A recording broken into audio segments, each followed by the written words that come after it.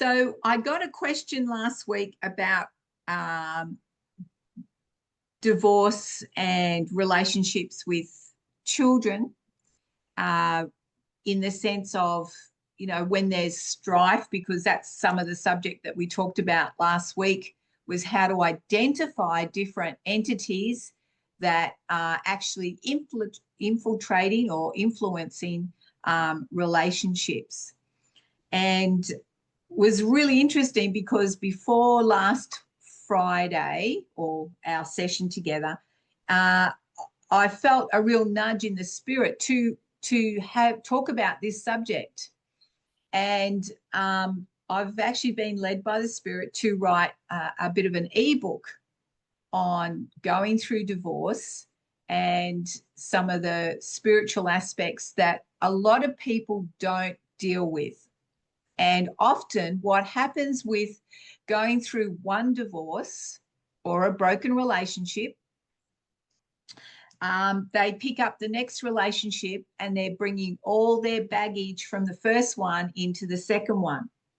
And then the second one breaks down, and then they take the baggage from number one and number two relationship into the third relationship.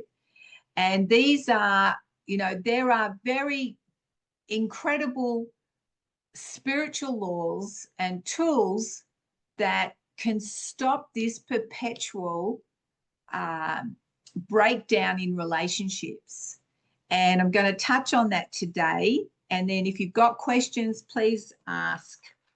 So, I am talking about divorce, but I'm talking about any relationship that has broken down. Because the principle is the same. The spiritual laws are the same. And we're going to touch on that today. So, really, every human being carries battle scars, emotional wounds, there's betrayals, there's loss, there's fears. And all of these things really do affect us. They affect us, emotionally, they affect our spirit. And I'm going to talk about that a bit more later. How you can have a wounded spirit or a wounded soul. And, it's often beyond the visible, the pain that we see people go through, because they'll share their story and you can feel the emotion that they're carrying, or the hurt, especially if you're an empath, you can really connect with how they're feeling. And it goes deeper than that. And so, divorce rarely arrives, or a relationship breakdown rarely arises from a single cause. It's a gradual result. It can be unmet needs. It can be, breakdown in communication, or breakdown in understanding. And it can be a layered effect. And especially if the same thing keeps happening, right? The same circumstances. Again, that cycle that can come into our life where we're having the same issue. Now, this is really grab hold of this, guys, in the sense that it can be a same issue with different people, like different relationships. There's the same issue that arises. And if you're a person that's talking to someone and they've got the same issue that keeps arising with different people, right? You've got to look at the common denominator. Now, I know many people, they go through this cycle of there's one issue, and it happens with everybody that they become friends with or they connect with. And then you've got to go, hang on a minute, that issue is not everybody else. The issue is with that person that has the issue with everybody else. And that is because the issue actually is within them, where there is a trauma or there is an unhealed, aspect that they are carrying, which then creates that same event to happen with other people. And it's really, guys, I feel it's really important that we process this, we self-process this. If there is a pattern in my life that the same things are happening, even if they're years apart, they can be 10 years apart. I then have to go, okay, Dot, what is it in me that is, one, letting that reoccur? Is there something in me that needs to change? Is it a spiritual aspect that keeps raising its head? Is it a pattern that's trying to take me out of a situation that I'm meant to be forging through in? Okay, if it's part of your destiny or your calling, an entity will come and try and take you off course. Now, these are the questions that you need to ask yourself. That's why being connected in the spirit with God is a vital aspect to your life, and asking him those questions. And when we get understanding, it brings clarity, and then that brings release. It brings change. It brings transformation. It brings healing. And like every, the perspective that I always come from when I'm dealing with people, and even if I'm in that aspect, is always two sides of the coin. There's always two different points of views, two different experiences. There's two different expectations, even two different types of expression. And it can come from your upbringing, it can be cultural, it can be your belief system, it can be your perspective of how you see things. And this is, I have found through, my life that all those are what bring a cause and effect to situations and relationships. And that is where we've got to step back and have a look at it, process it. This is where we step back and step into wisdom and go, what's really going on here? And the biggest thing that we have that seems to really be ramping up, I find in society and globally, is miscommunication. Misunderstanding, and it can happen so easily. It can be, well, she didn't look at me very well, or she didn't say this to me. We kind of got to step out of our needs and our wants and look at the whole picture of what's actually going on around us. And this is where we grow in compassion for understanding what's going on. And this is where we can step in and make a difference. Now, this is the same if you are going through a relationship breakdown or a divorce, that you can then kind of have a bigger picture of what's actually going on. So, we're touching on divorce here today, but I really want you to keep it into the fact of relationships, right? So when we look at marriage is honestly, it is, such a mystic mystery. It's like when two become one, and the connection that happens, body, soul, and spirit, is really a incredible and profound experience, as well as we need to understand when we've broken away from a relationship, from a marriage, the things that we need to untether from because of that, mystical union of two becoming one. And it's not as simple as just, a friend where you've journeyed a couple of years with, and then the relationship breaks down, and it's easier to move on. It's not easy to move on from a marriage separation or divorce, and especially when children are involved, because you can't just walk away and that's the end of it. That person is still in your life. They are still you know, connected emotionally, they're still connected spiritually, because your common denominator now is your children.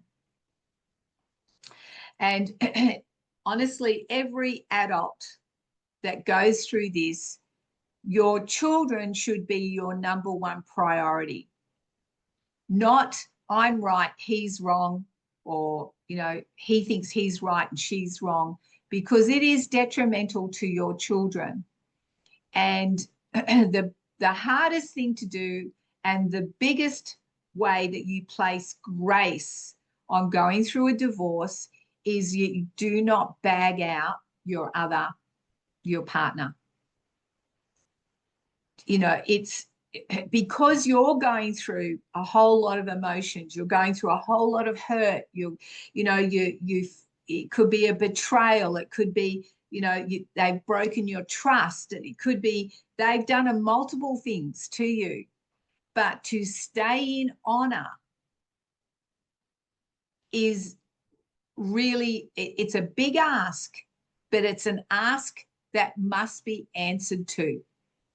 Because when we stay in honor, we protect our children from a whole lot of other stuff. And I'm going to break that down for you as well. So it's really important that if you've gone through a relationship separation or a divorce, that you give yourself the opportunity to heal and to be healed. And this is not a one-off. This is a process, especially when, you know, your partner does things to your children that he has done to you. And that, again, that reaction can rise up within you. You know, you just like, oh, it's like you've got to stay calm as you possibly can be. Now, does it mean you can't go and find a best girlfriend that you can truly vent to? I think venting is important, but you've got to have the right person to vent to, and you need to use wisdom with it. If you're venting to every Tom, Dick, and Harry, you are not doing yourself a service. You are doing yourself a disservice, because basically you're airing out all your, garbage for everyone to be talking about, because they will repeat the conversations that you've had. It's really important that you find one person that you can truly trust. It could be a sister, it could be, you know, your best friend that has gone on that journey with you and seen the, you know, the actions of your ex-partner, and they understand, you know, how he ticks and, you know, the things that he's done, especially when there's been a huge misjustice in your life, you know, where the hurt can go very, very deep. And especially when there is betrayal.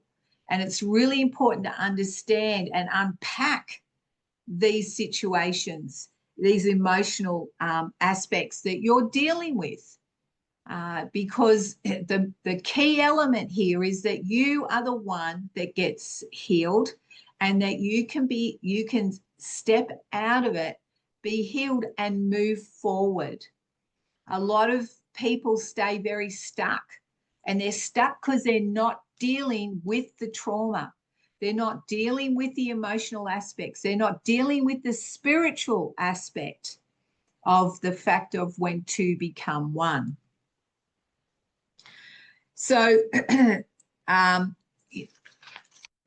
one of the key elements that I have found is, and it's, you know, ongoing. It really is ongoing, guys. I have been, divorced for 15 years, and I'm still very amicable with my children's father, and I've had to journey with them in the fact of, number one, not bagging out their dad, because at the end of the day, he is their dad, and I honor that. But as they've gotten older, their frustrations were similar to my frustrations. And that is where I've got to let them vent, you know, how they're feeling or what they're processing without going, yeah, without going, yeah, I told you so, because number one, I never told them. But number two is that it's like, yes, I understand. Yes, I understand. And as they've gotten older, then I can go, well, yes, I did live with that, because they have questioned me. They have gone, was it like that for you, Mum? And I'm going, well, yes, it was. But it's always, you know, trying to come from a place of understanding who he was and his issues. And, you know,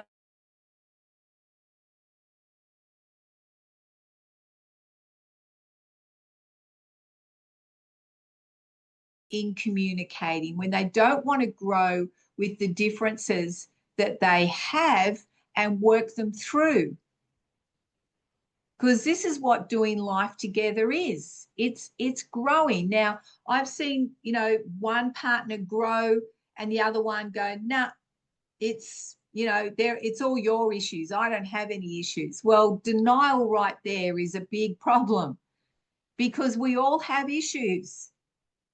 We all come from backgrounds. We all come from situations where there has been, you know, disappointment or traumas, or, you know, the way we've perceived things, or we've looked at marriages as being, you know, our parents as having this idyllic marriage, which they may have had, and then trying to implement that in our marriage, but you have a partner that doesn't view it the same as you. So if you are in a marriage or in a relationship, you honestly, guys, need to deal with your stuff and be open. This is a key thing, to being open to hearing how they feel. That communication where there's misunderstanding. If someone keeps going off their head and yelling and, you don't see my point of view, that doesn't solve anything. Anything done in anger or frustration does not solve anything. It creates more issues. The reason being because the person that is yelling is wanting to be in control. That's what yelling is. That's what anger is. So it's, again, coming to that place in your heart where you can stay in responding rather than reacting. And these are key. These are key for your exes. That it's key for your children, that you step back, let them express what they need to express, especially when it comes to your children, so that they can release what they're holding, the frustration. They're holding hurt. They're holding disappointment. They're holding, their security of a mother and father, a family unit being disrupted. And this is where you've got to give them space. Some children misbehave and they start to arc up. They start to, become rebellious. They become angry. It's because underlying they are hurting. They are hurting. Now, not every child wants to talk about how they're hurting. And if you haven't had kids and you're going to have kids and you're here today, please let me encourage you, please create really good open communication with your children. The one thing that I always said to my children from when they were 1 year old, 2 years old, when they start to communicate, you can tell me anything, just tell me the truth. And the reason that I did that is simply like I wanted them to tell me the truth, regardless of what it was. Because if they told me the truth, I didn't punish them. Because often what has happened in parenting, when children tell the truth, they get punished. So guess what? We create a generation that don't want to tell the truth because they're going to get punished. So it's safer to lie. I wanted my kids to know that it was safer to tell me the truth, no matter what. And they still tell me the truth to this day.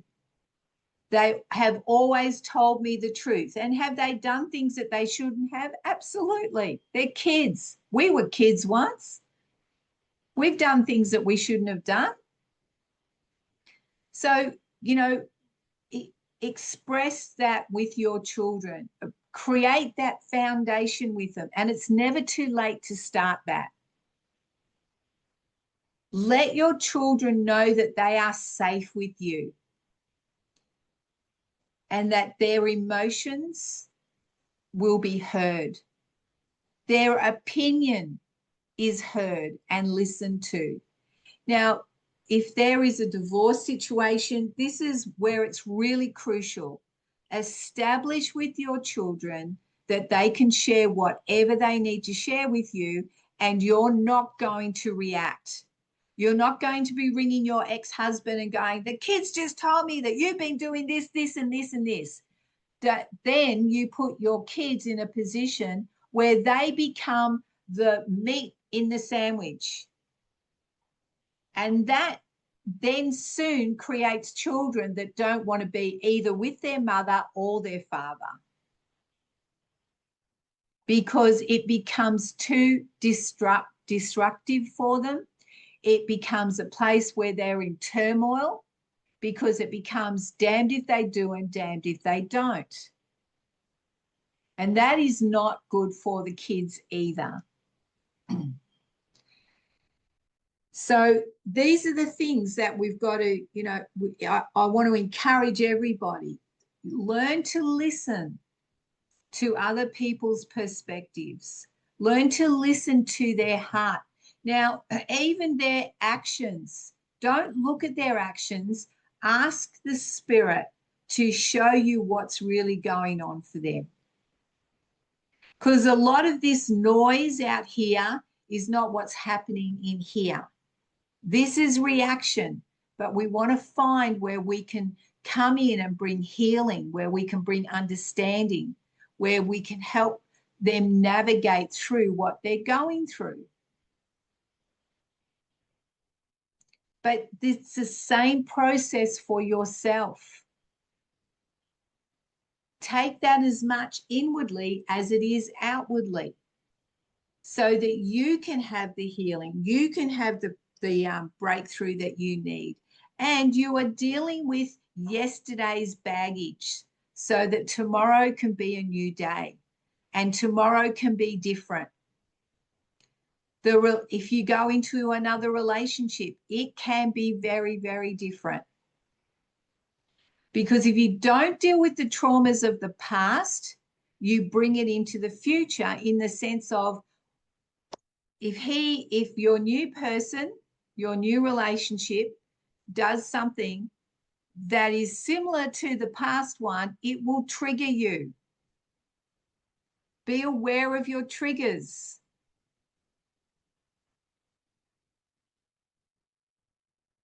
And even the opposite can happen. Someone can be, you know, they can be so complimentary, they can be so lovely, and you're going, oh, I'm not used to this.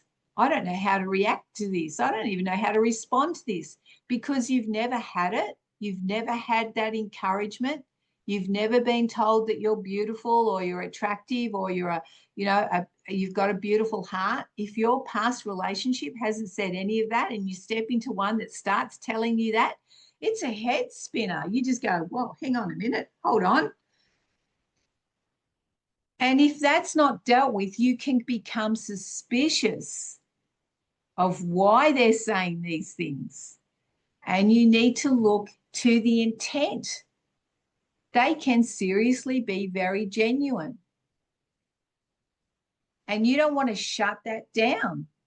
You don't want that person to be, oh, well, she doesn't value what I'm saying.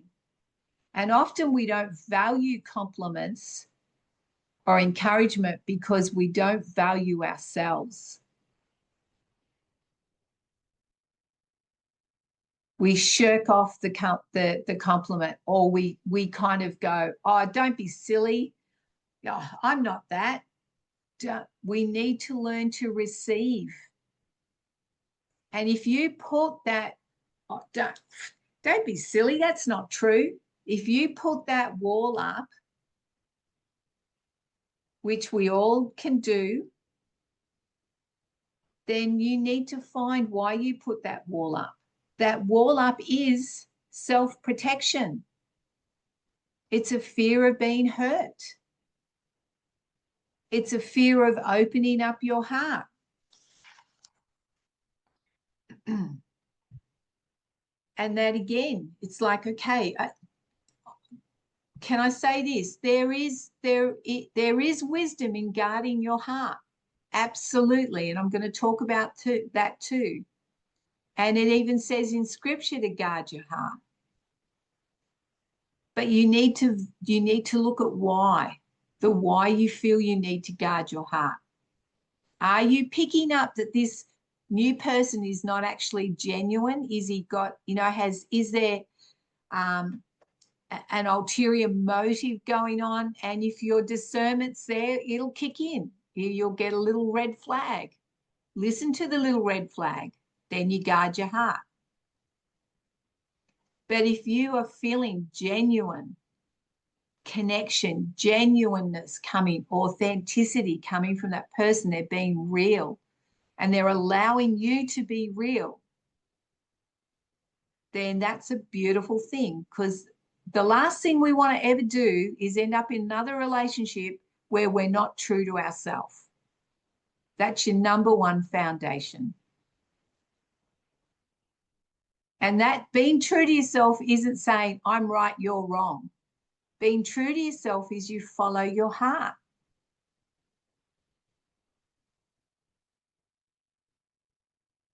And let the spirit guide you.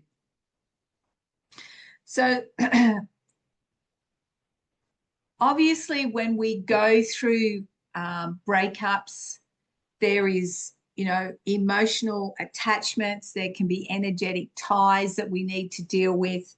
There can be the hurts, the soul that's been wounded, which comes from whenever love has been broken, which is rejection and betrayal. It's abuse. It's a grief. Some divorces feel like a death, especially when you've been with someone for 20 years or whatever length of time. It feels like a death. And that's a journey of regathering and healing, but also finding you again, especially if you're a person that has really lost yourself in the marriage. And this is what a lot of people do. They lose themselves in their relationships. They're constantly submitting themselves and giving away their power by doing what someone else wants them to do. And to be honest, us women, particularly us older women, we were programmed to do that. We were programmed to submit. We were programmed to be, in the kitchen. We were programmed to be mothers and wives. And and I have shared this in previous sessions that, my mother only ever told me, oh, all you're good for is to have children and be in the kitchen. Well, I was so anti having children and being in the kitchen. I fought against it for a long time because I knew that I was more than that. So, when I did get married and when I started having children, they were because that's what I wanted to do, not what was expected, not was what society had put on me. And I'm very grateful that I went down that path, but there was still more to me than those two elements.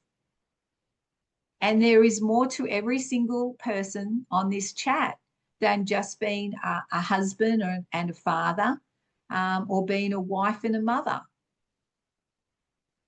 There are other things that God has placed in your heart. And truly, it's when we shine what we were created to, that's what's attractive. It's what, that's what your partner was drawn to. So don't lose that. Don't lose yourself. Don't lose the hobbies that, or the interests that you had because they then were not his interest or her interest. So this is where, we come into keeping your identity, but learning how to meld and be molded into the two, becoming one.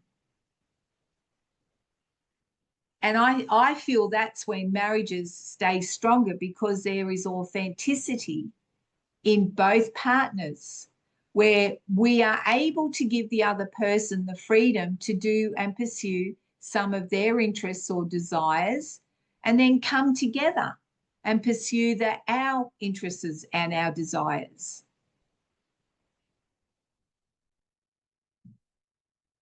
And it's got to be what makes your heart sing. Like I loved to do art, and I made sure that I got to do art. I did it in a way that it didn't, lap over our family time or, our us time. I did it when the husband was at work or the kids were at school. That's when I started to do some of the things that I loved to do. And I think that's important. It's important for your self-care. It's important for your self-worth. Because I've seen too many marriages that break up, and particularly more so for the woman, that she does not know who she is anymore. She has no identity. She has, her world was her husband and her children, and that gets taken away. And it then, they've got to find themselves, and the journey is that much harder. And this is part of breaking through into finding you again and dealing with the past things. So number one, the most important thing I believe is forgiveness.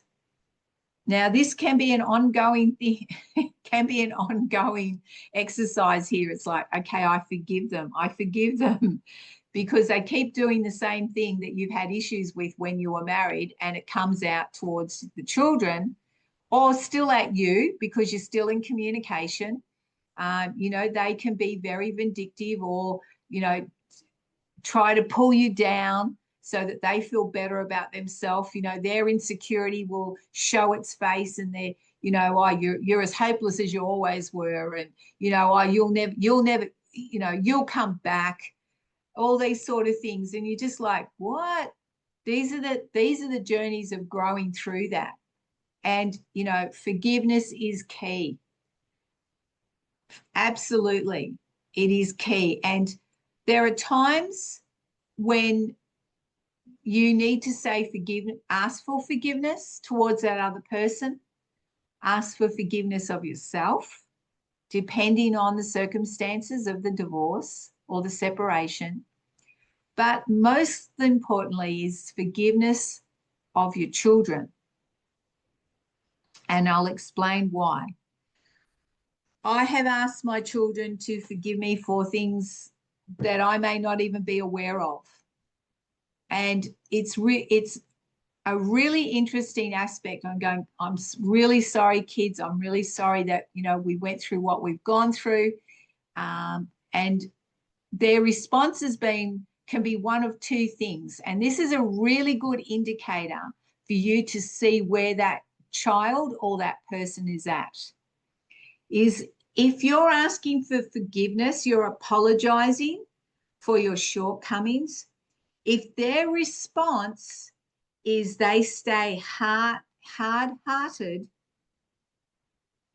in other words, they kind of fob off your apology, it means that they are blaming you.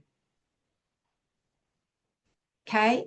They're blaming you because they are hurting.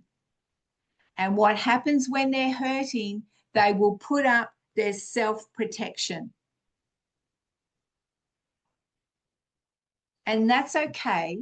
But when that's the indicator of their response, the problem is now theirs, not yours. Why? Because you have asked for forgiveness.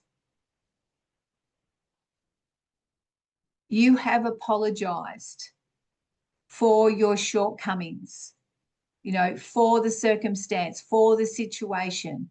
And to say I'm sorry is a very, very powerful and spiritual law, because when you apologize, you clear the slate.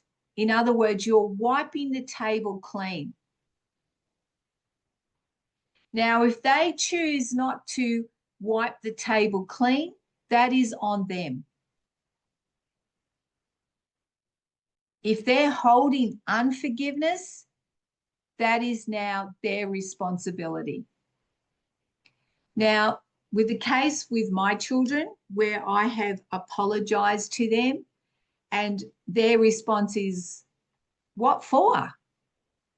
I just want to say I'm sorry. I'm sorry if there was, anything that I did or any way that I've responded that was not, that was detrimental to you.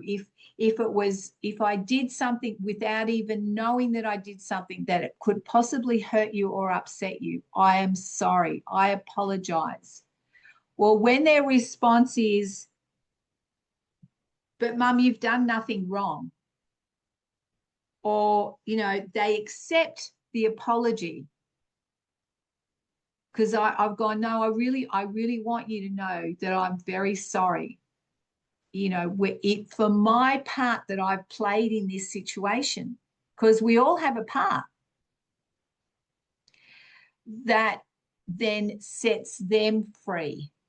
It sets you free, but it sets your children free, and it shows you where your children are at. Because if they're still hurting, that will be the time that they will share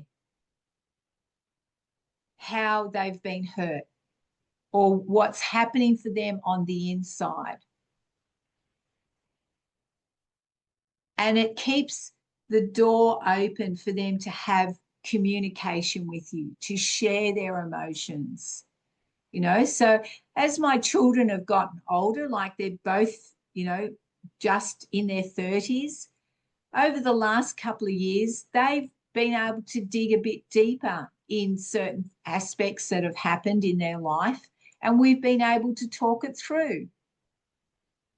How certain, why does this keep happening? Why their father might do certain things.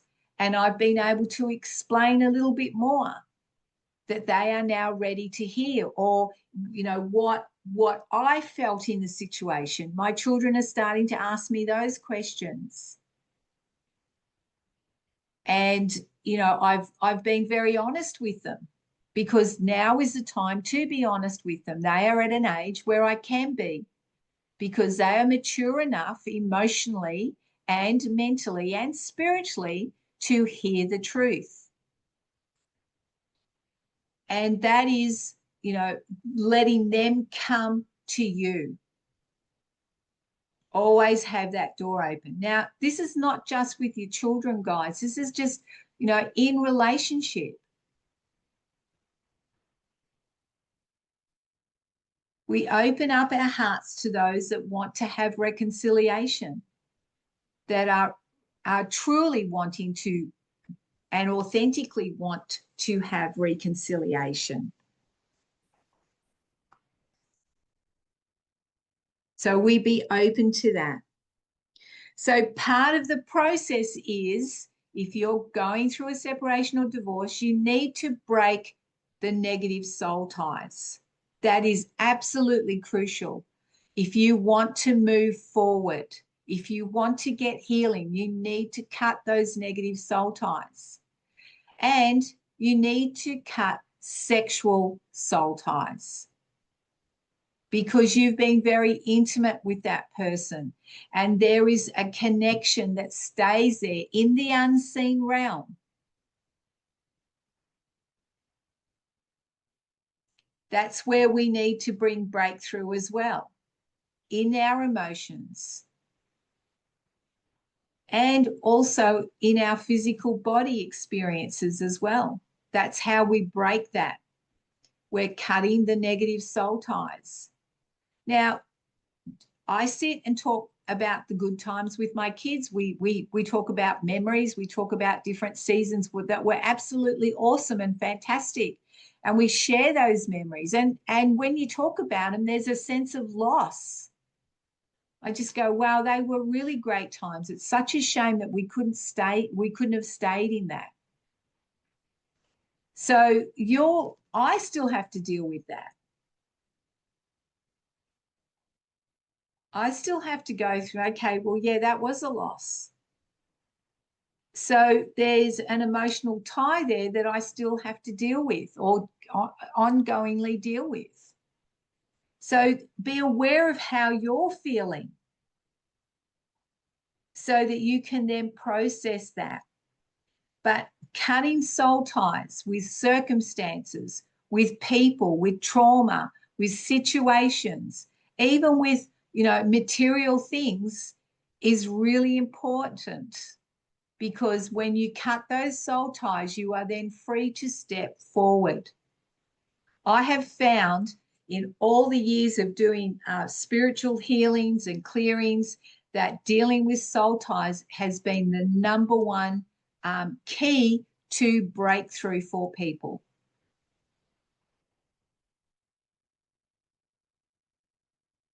Sexual soul ties are huge.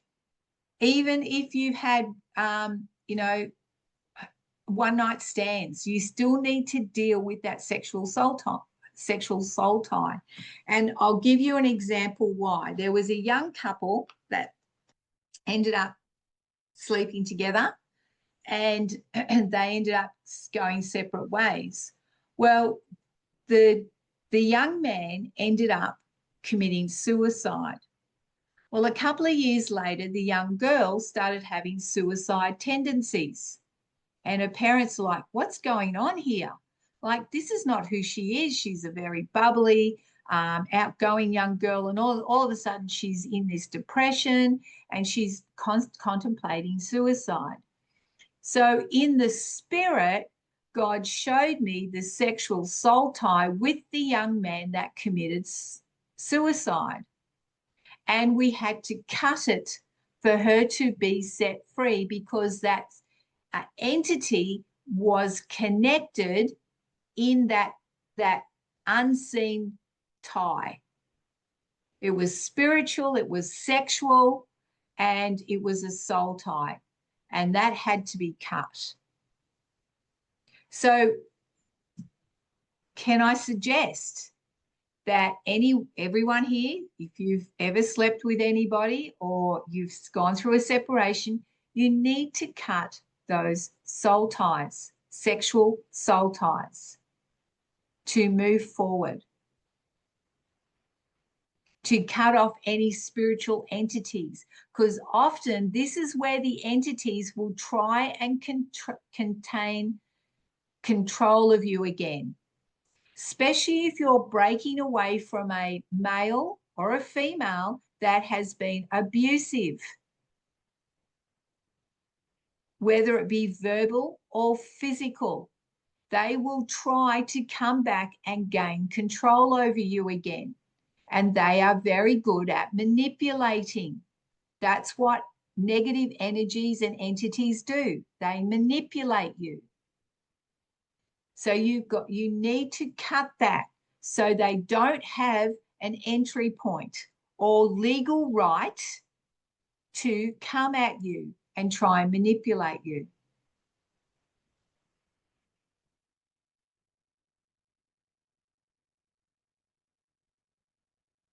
So the other thing is, if you've gone through a divorce, is renouncing your wedding vows.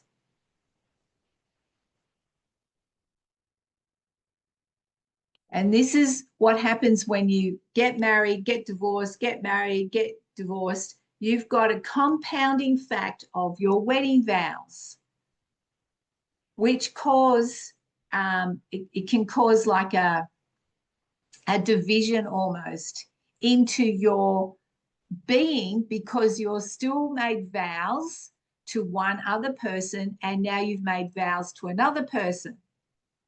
So in the spirit realm, it causes issues. It's very important that you renounce your wedding vows, because you have made a vow. You've made an oath.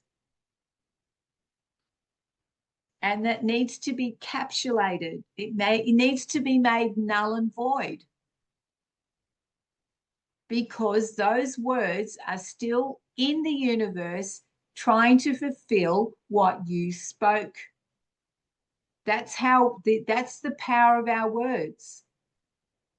Everything that we say is moving forward on sound, on vibration, to fulfill what we have created with our sounds and words. Words are sounds.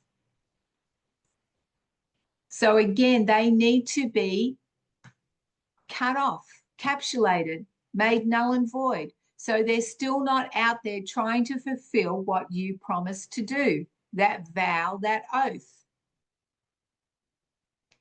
The other aspect too is, if there is a generational aspect of divorce in the family, it's like when you look at the family tree and it's like, oh yeah, Aunt Edith's divorced Uncle Freddie, and then got married again, and then she got divorced to, and there's this whole, you have got a generational spirit here that is endeavoring that continues throughout the family. That is another thing that needs to be dealt with. And the other thing too is that if there is infidelity that runs in the family, that is another spirit that needs to be dealt with, because it has a legal right to express itself. It's on an assignment to fulfill its actions on the family line. So these are the things that you can do to move forward. So I'm going to open it up for questions there, if anyone has a question.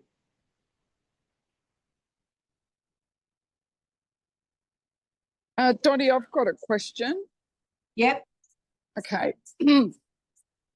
Interestingly enough, I've been sort of reflecting on all of this over the last couple of months, and what I found when I had relationship issues, I've reflected that I was giving my power away, that I was always allowing the other person to, it's simple things like, oh, where are we going to go this weekend? And letting that other person make the decision, or just always wanting to go with the flow. And this has been me for a very long time. Just, go with the flow, no opinion. I mean, I'm not saying I would have done anything untowards to myself or anything like that, but just sort of in the general sense. And then what I started to see is that in relationships, someone is always having to, I don't know if the word give in is a good one, or compromise. So it's just this notion of this dance of compromise. Is it me? Is it my partner? Is it my sister? Is it my mother? And I'm finding that I'm the one that's always compromising. And I know it's my fault, because I'm allowing it to happen. I'm allowing. So how do you sort of move through that, Dottie? Like, yeah, that's a big one for me at the moment. Okay, so you know what that boils down to? That boils down to self-worth. It's like, and you know what? Look, I have a personality that's really easy to get on with. I'm happy to go with the flow too, as long as, yep, that's what I want to do that too. Yep, let's do that.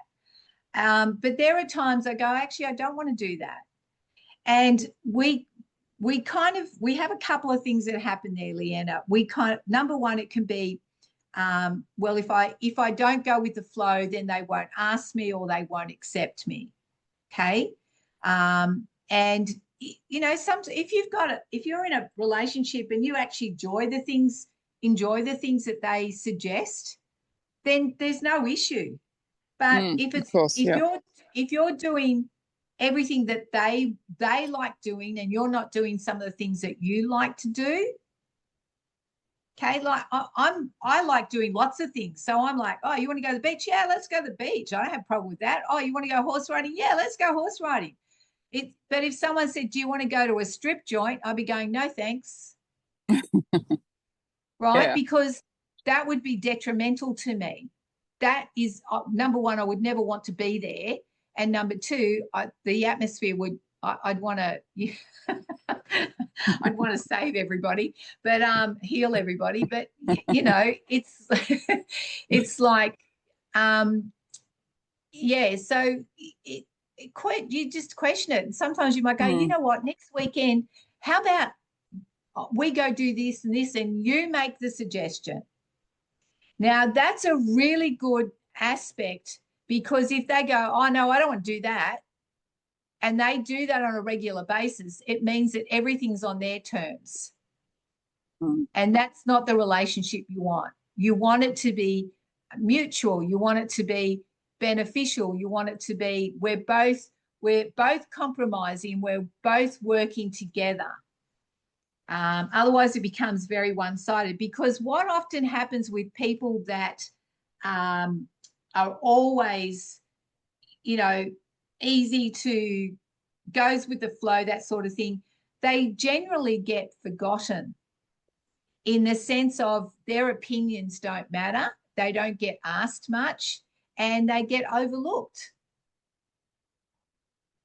That can happen too. There are times because I try to be very flexible with my kids, but I find sometimes I get, oh yeah, mum will just fit in with what we say. I go, no, actually I won't.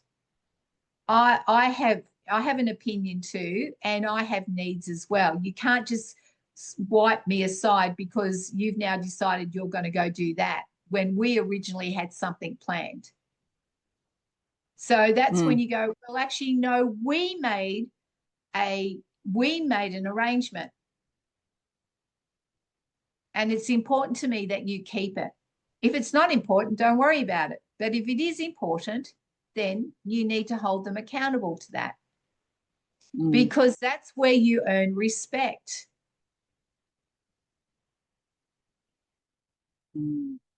Does that help? Yeah, it does, Dottie. Yeah. All right, beautiful. Thank you. But, I mean, it is fun to go with the flow, and some people are really good at organizing great things that are fun things, and you're like, yeah, I like all of that.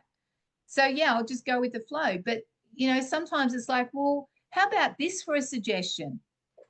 Think of something that you would like to do. Now, some people don't know how to think of things that they would like to do. You know, and that's fine. Let them go with the flow. But your opinion matters. It teaches them that you have self-worth, and it also flushes out those that want to do everything their way, you know, their way or the highway. So again, it's like asking that for forgiveness. You see where people are at. So you're looking to see what the responses are, because then it shows who that person really is. Because under pressure is when you see who people really are. When everything's really good and dandy, you know, everyone's happy. But when there's pressure, when there's, you know, a little bit of controversy, that's when you see who people really are. That's where the horns come out, or the fangs come out, or the, you know, forks come out. And you go, now we see who you are. Now we see what's truly operating. Don't be afraid to test the waters a little bit, guys. especially if you're embarking on a new relationship. Very important. Mm. All right. I'll go to Alexandria. Alexandria? Good morning. Question, Good darling? morning. Good morning, Yes. darling. Could I ask, a few weeks back you talked about placing oil around your house for protection. Yep. Could you please say what kind of oil that is? Look, you can do a number of different things. I'm not a big person on, it's like using sage. You can use any oil really. You can just speak God's blessing over it. But you can do a number of different things. You can get pieces of paper and write scripture on them and put them around you can go and stand, put your hand on the posts. Remember, you're the energy, you're the frequency, you're the spirit. Okay. Yes. So, or you can put the oil around whatever you're comfortable with. Some people will get a crystal and put a crystal in the corners, and whatever you feel comfortable with. I don't need to use anything. I'll walk the boundaries of my property and just put the presence of the spirit over my property to protect it. And I'm glad you brought that up because I want to talk about some, I'll answer Hans and Lisa's question. Did that answer you, Alexandria? Yes, it did. Thank you so much. Okay, beautiful. I'll answer Hans and Lisa's, and then I want to share with you some ways to pray for your children and go Hans and Lisa.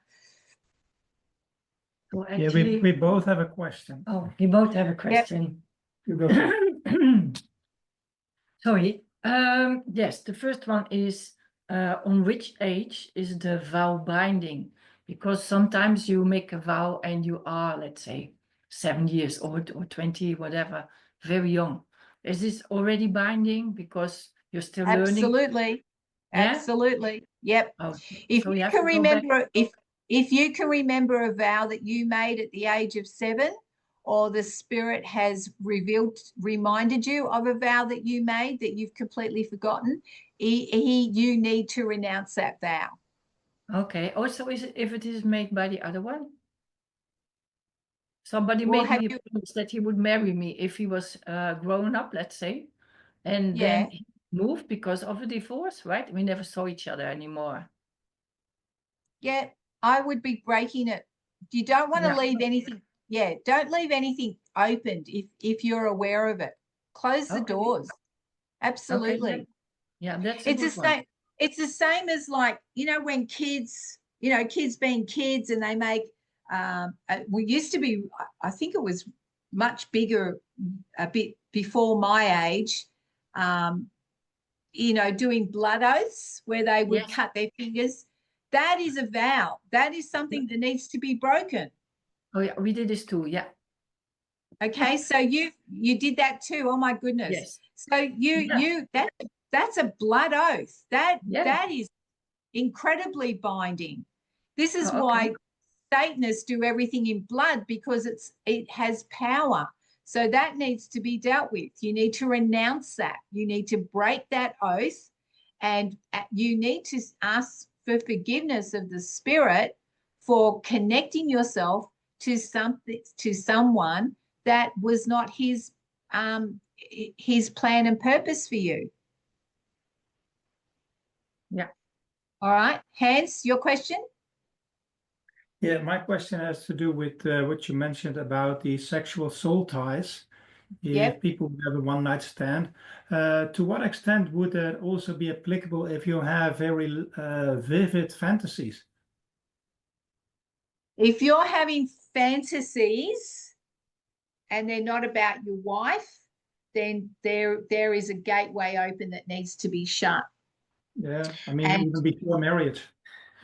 hey, even before marriage, a lot of Yep. folks will have these fantasies. Yes, and often what it can come, this is a doorway often for them. They've either seen, seen someone naked, or they've seen porn, and we got heaps of it on everything. It's all around us now.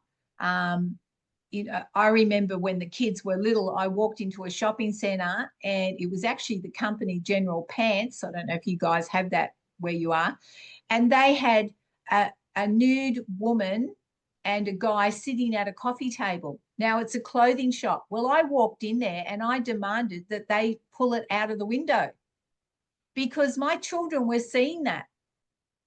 So those sort of things are gateways that the enemy can use. And, pornography is absolutely out of control, crazy out of control. And, it is depleting the very core and moral of society.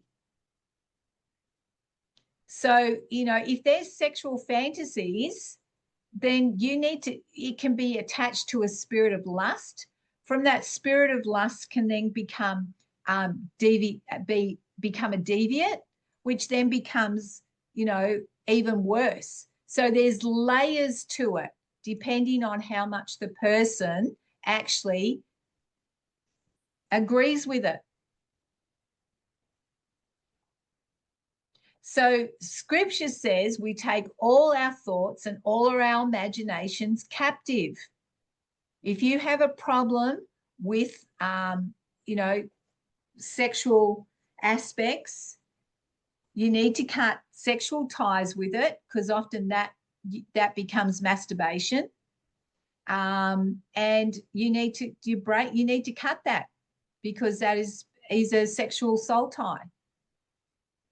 And any entities that have then ridden on it, because it is a deviation. If I hear you correctly, even if you would have fantasies, then that same connection that you would actually build when you would actually sleep with someone or have intercourse with someone would still be applicable. Yep. Okay. Absolutely. Yep. Especially, I mean, if you picture making love to your wife, then that's fine. That's your wife. That's where the two become one.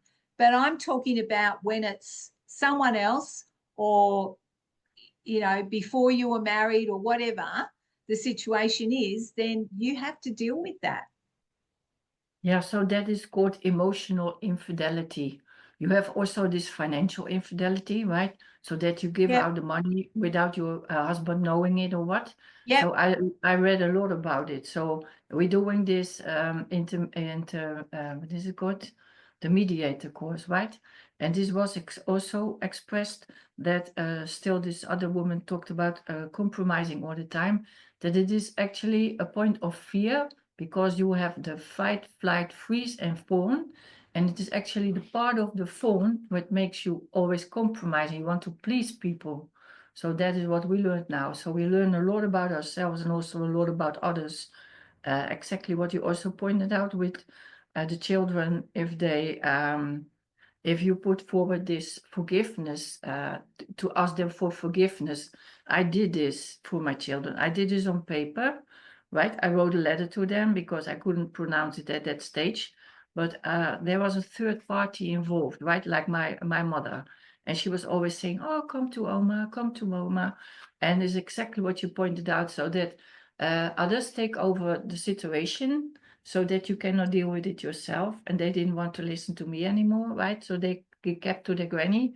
So it is not always the case that they don't like it, but that they hate you or something. But it's just that others take over, and you are not able to cope with that, because they have more experience, or they have more money, or that to influence children, right? So this is also another factor, that if you are divorcing, you have to take care of it. Yeah, this is a double difficulty in your divorce, let's say. Yeah. I hope I understand. I hope you're, yeah. Look, often people have lots of opinions, but I'm not one of those that listens to other people's opinions when it comes to my life. in the sense, because I'm like, well, you haven't lived it, so you don't know. And you know, there were some interesting people trying to interfere, and I was just like, well, you're only hearing one side of the story, and then you're passing judgment on me, and you haven't even bothered to ask me my side, so why should I listen to you? Yeah. No, so If it is the mother, then it is a bit different, right? She knows you and she knows the grandchildren too, right? So that makes it more complicated, but that's not a problem. That's not for today. Yeah. Yeah. And so, you know, look, you know, obviously, you know, when my kids go through things, I step up to the plate if they need me to, you know, that's who we are as mothers. And well, we should be anyway. I know a lot of mums that just don't give a rat's about their kids. And I cannot comprehend that. Can I just say that? I do not understand how parents do not care about their children and want the best for them. But there's plenty out there, unfortunately. Yeah, so I just want to touch on some things about how to pray for your children when you're going through a divorce. Now, number one, we need to pray for their protection. And where I'm coming from with that is, you know, they're going from one house to the other. You know, they've got their father who might be bagging out the mum, or the mum's bagging out the father, and then they have other people that come into their relationships. So it gets really messy for kids, or it can do. And, you know, place protection over your children is a number one factor. Ask God to open their hearts to see truth, you know, the Spirit for them to see truth, and to protect them from the lies and mistruth and all negative spiritual influences, particularly ungodly manipulation. So, because entities will try and manipulate your kids, they'll try and, you know, get them to connect with bad kids because they're hurting, all that sort of thing. That's why it's really important to protect your children. Pray protection over them. Now, if your relationship is broken down with your children and they're not seeing you anymore, then I'd be writing a letter. I'd be sending them a letter going, asking for forgiveness. Again, remember, like I said, if you ask for that forgiveness, you're apologizing. And even if in their heads that they're blaming you and it isn't your fault, doesn't matter. Let the table be cleared so that, number one, you can move on, but number two, it opens the door for the children to, doesn't matter what age they are, guys, for them to be healed and made whole as well, so that they start to, their hearts begin to soften, and that they then start to have communication with you. Now, it's really interesting. The last probably 6 years, there seems to be a much, I'm coming across a lot of people. There's been a real big divide between parents and their children, to the point that the children don't even speak to their parents or have anything to do with them anymore. And I'm seeing more and more of that, which I find is really interesting. And there will be a spirit entity behind that. Absolutely. Remember, the enemy comes to steal, kill, and destroy. And, you know, he's done a great job at destroying family units.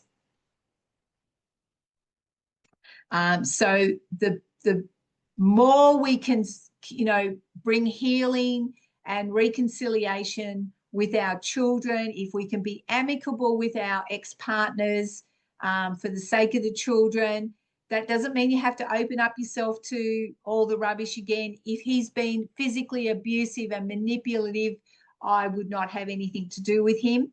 Don't open that door because you need to protect you and if you have children, you need to protect your children as well. And if they're young, you're protecting them from the entities that that person is carrying, because you are dealing with entities there. And as they get older, they will learn the truth. And I guarantee you, they will see the truth. They will learn the truth. Because truth is always looking to be revealed. God is always wanting. He is the way, the life, and the truth. So truth does get revealed. I mean, you know, one of the biggest things the Spirit asked me was, do not vindicate yourself. Let me vindicate you. And I was, yep, I'll let you vindicate me. And truth came out. And people started to see what the truth was. And I never opened my mouth once to vindicate myself. I didn't have to. And so therefore I could move on, which I did, in the sense of I started to grow more in what God had for me, and also for what God had for my children. Okay. And continue to grow in it. You'll find that often the other person that doesn't want to deal with their issues, they stay very stuck and they keep going around the same mountain. And the beauty is I don't have to keep going around that same mountain with them. Okay. Yes, Alexandria. Hi, just one more question about sexual spirits and things like that. If your parents were doing something like that, inappropriate, is that something that can be bound as well, or broken off, or like? So okay, let me just try and clarify this. If your parents were in adultery or had infidelity, is that what you're asking me? Yes, that, and also is there molestation involved? Yes. Okay.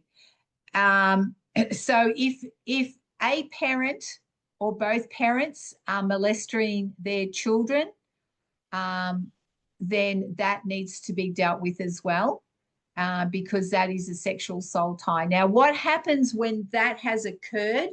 Often the person that has been conflicted with this action tends to be emotionally evasive. They find it very hard to be intimate. They find it very hard to give of themselves. And it causes a lot of issues in marriages, in relationships. It really does. And especially if they don't want to deal with it. In other words, they won't, acknowledge it, or they won't, get healing for it. They don't break the soul ties. They don't deal with the shame and the trauma of it. And it's interesting because a lot of, when lots of children were going to, and this is here in Australia, but also other countries, is that children were sent to boarding schools and all that sort of thing. We know about the Catholic Church and all the molestations and all the perpetrators and pedophiles. And that age group, those men, which are now in their 80s or 90s, 70s, 80s, 90s, they still carry the guilt and the shame of that. And it has terrible repercussions in their life. They often become, alcoholics. They become abusers. These are the potential things that can happen. Or they become so hard-hearted and, don't know how to have relationships. So there's a lot of ramifications from sexual abuse that occur in a child. And it needs healing. And it's, back then it was a taboo subject. A lot of them didn't talk about it. And so when it started to become exposed over the last 10, 20 years, you know, that grown men would be weeping because of what had been done to them and the shame and the guilt that they carried, because often the adult would make sure they believed it was their fault. They would tell them, well, you made me do this, you know, and so that's just a horrific thing to carry through life. So the more we have of these conversations, the more we, you know, some people can, I find women are much better at doing this, but we can departmentalize, so we can bury it very, very deep and still be functioning, but we're still not functioning at 100%. And often the bedroom Could I does ask not. something? Yes. Sorry, so I would have the power to say that I break sexual soul tie, yeah, with the parent. Absolutely. Absolutely. Yep. You have power and authority. Remember, who you hold in your heart, you get to govern over. In other words, who's important to you, you get to step in the spirit and bring change. So absolutely. You can stand in the gap if it was for you, if it was a brother, if it was a niece or a nephew. You can stand in the gap on their behalf to get healing, to be made whole. You know, some of them will never talk about it. They will carry that to their grave, and they are able to function, you know, at 90%. But there is still a injustice that has occurred to that person. It is, you know, an invasion of their privacy. It's against their free will. You know, so you've got a number of things that are happening there that need healing and breakthrough. And they're the doorways that entities will ride on. And often they become perpetrators themselves, because a spirit will ride on that.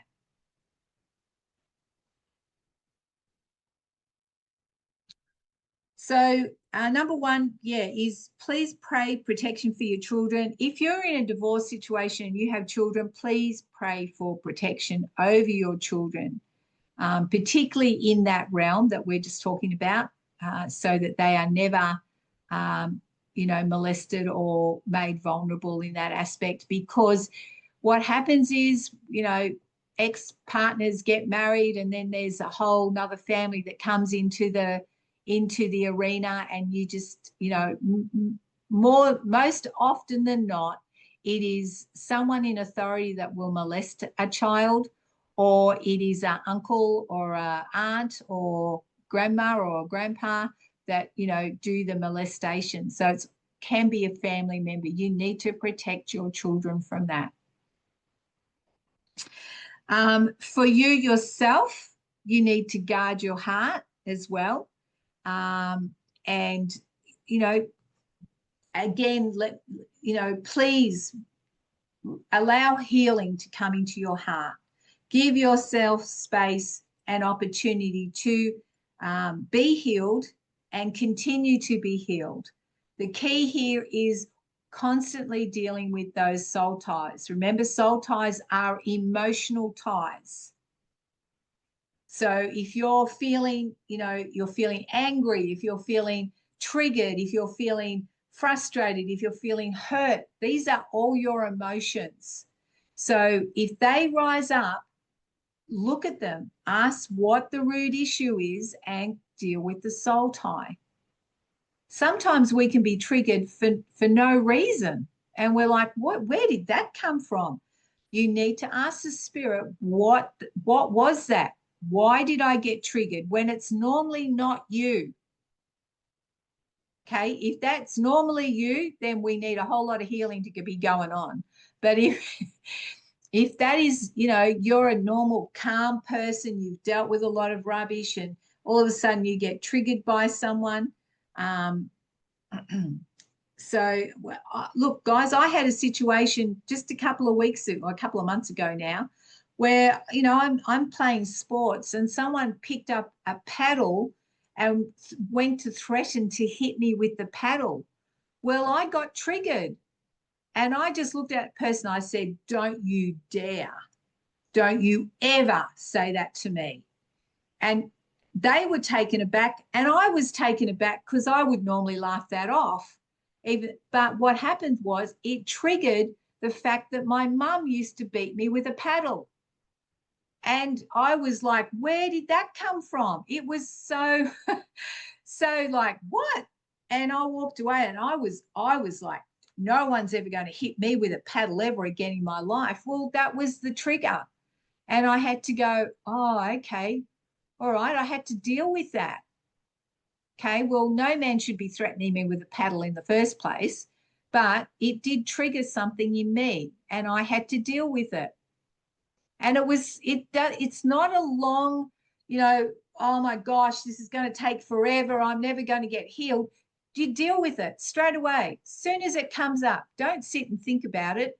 If God is showing you something, deal with it.